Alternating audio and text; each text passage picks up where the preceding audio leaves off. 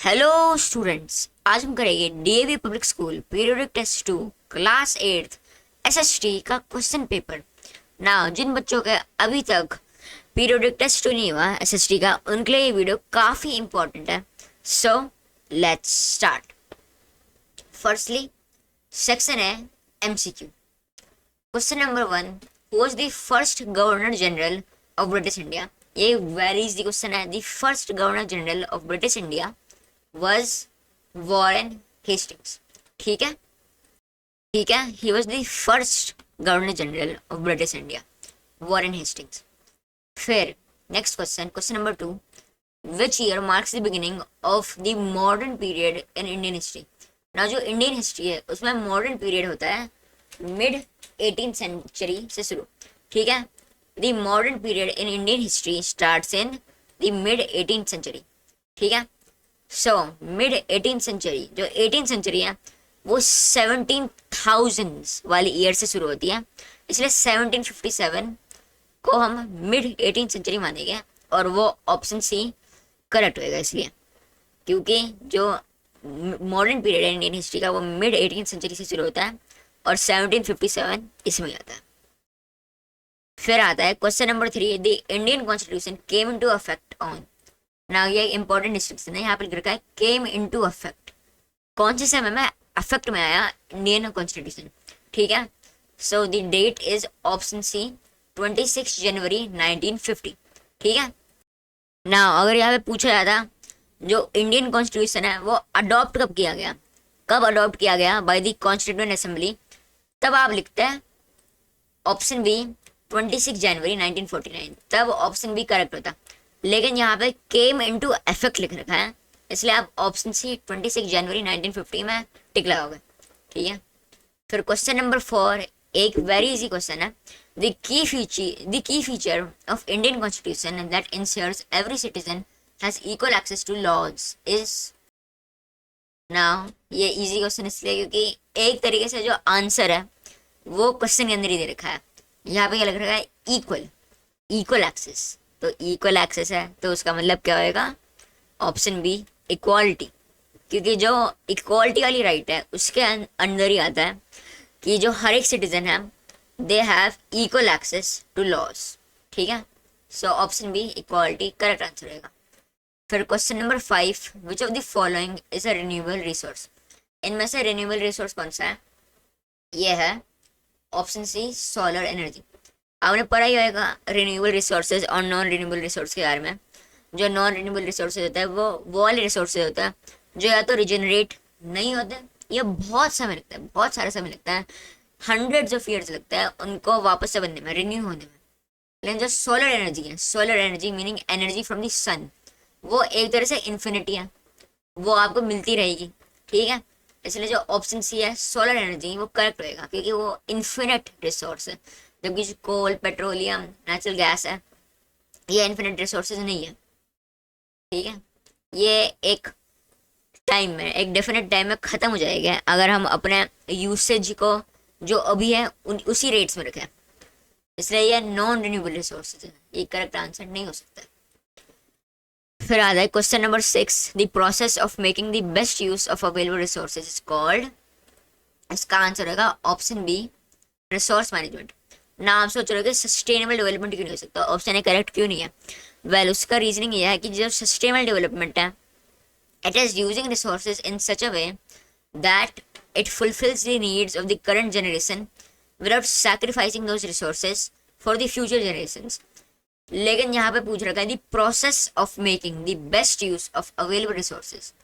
The best use of available resources मतलब ऐसा क्या प्रोसेस है जिससे हम मैनेज कर सकते हैं, हम रिसोर्सेज को कैसे यूज करें जो अभी अवेलेबल है, हम फ्यूचर की नहीं सोचे, जो अभी करंट रिसोर्सेज है उनका बेस्ट यूज कैसे करें। तो इसलिए इसका आंसर होगा ऑप्शन बी रिसोर्स मैनेजमेंट, क्योंकि हमें मैनेज करना है हम रिसोर्सेज को कैसे यूज करें, जबकि सस्टेनेबल डेवलपमेंट में हम फ्यूचर के बारे में ही सोचते हैं, इसलिए option B resource management correct answer रहेगा।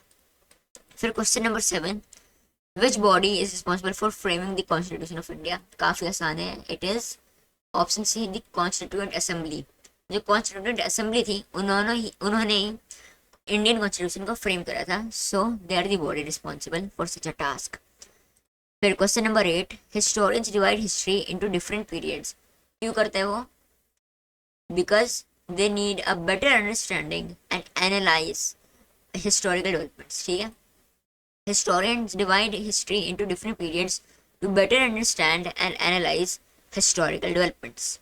क्योंकि जो डिफरेंट पीरियड्स होते हैं ऑफ हिस्ट्री जिनमें वो डिवाइड करते हैं हिस्टोरियंस, उनमें डिफरेंट पॉलिटिकल, सोशल और इकोनॉमिक डेवलपमेंट्स होते हैं, चेंजेस होते हैं, तो इसलिए वो डिवाइड करते हैं हिस्ट्री को इन डिफरेंट पीरियड्स। फिर आता है असर्शन रीजन टाइप क्वेश्चंस। ठीक है, so question number 9, assertion A, resources are distributed unequally on the earth. Reason, physical factors like terrain, climate and altitude affect the distribution of resources। now assertion में क्या बोल रखा है, जो resources है उनका unequal distribution होना है on earth, तो जो assertion है वो correct है। ठीक है, फिर reason में लिख रखा है the physical factors like terrain, climate और altitude they affect the distribution of resources। तो ये भी करेक्ट है, assertion भी करेक्ट है और रीजन भी करेक्ट है। ठीक है, ना अब हमें देखना है एक्सप्लेनेशन बन रही है। तो assertion में बोल रखा है जो रिसोर्सेज है वो डिस्ट्रीब्यूट होती हैं अनइक्वली ऑन अर्थ, और रीजन में बोल रखा है that they are distributed, that the distribution of resources is affected by various physical factors. तो एक्सप्लेनेशन बन रही है जो अनइक्वल डिस्ट्रीब्यूशन है उसका रीजन ये है because distribution of resources is affected by physical factors. इसलिए असर्शन भी सही है, रीजन भी सही है और रीजन भी बन रहा है। इसलिए फर्स्ट वाले, इसलिए क्वेश्चन 9 जो फर्स्ट असर्शन रीजन है उसका आंसर होएगा ऑप्शन है, both A and R are true and R is the correct explanation of A. ठीक है, तो ऑप्शन है क्वेश्चन 9 का करेक्ट आंसर होगा।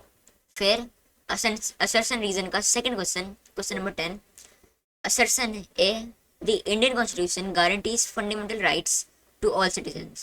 जो assertion है वो है correct, और फिर reason है these rights can be suspended permanently by the government at any time।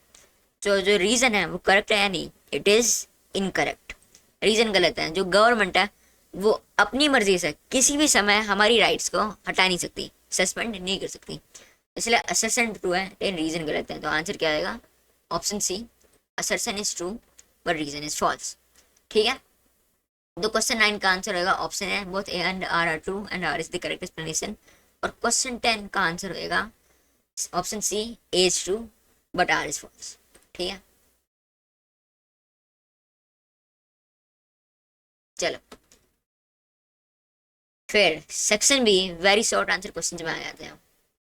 Section B का question number 11, first question section B का question 11, define a written constitution.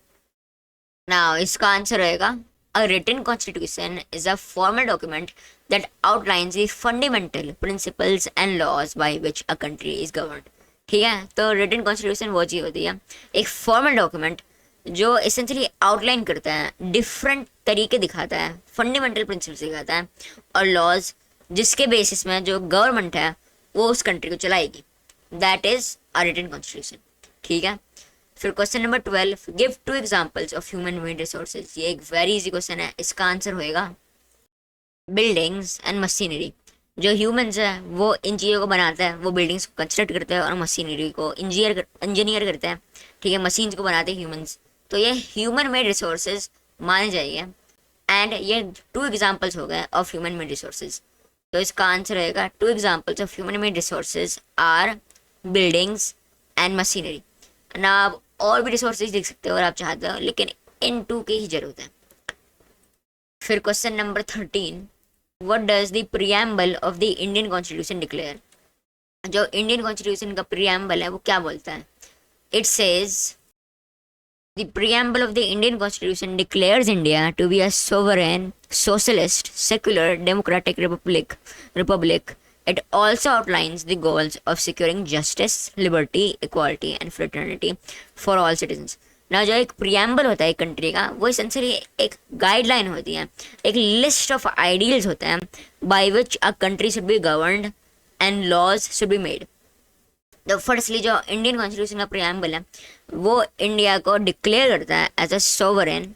Sovereign का मतलब not being controlled by any by any other country, ठीक है. So it declares India as a sovereign socialist secular democratic Republic. आपने ये सब कुछ देखा होगा. जो इंडिया है वो एक सोशलिस्ट कंट्री है, it thinks for the people. एक सेक्युलर कंट्री है, it allows for freedom of religions and has no official religion. Democratic है, डेमोक्रेसी सिस्टम को फॉलो करती है. As a matter of fact it is the world's largest democracy. Republic है और साथ में आउटलाइन करती है India's goals of securing justice, liberty, equality and fraternity. Fraternity मतलब एक कॉमन सेंस ऑफ ब्रदरहुड, ठीक है.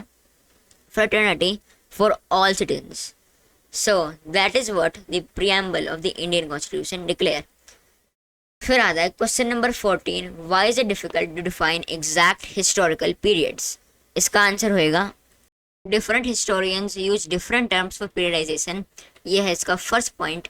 फिर सेकंड पॉइंट है स्टार्ट एंड एंड पॉइंट्स.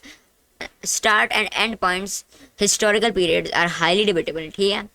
और describing a long period as one historical unit might be difficult to explain. Now इन सारे points के एक्सप्लेनेशन.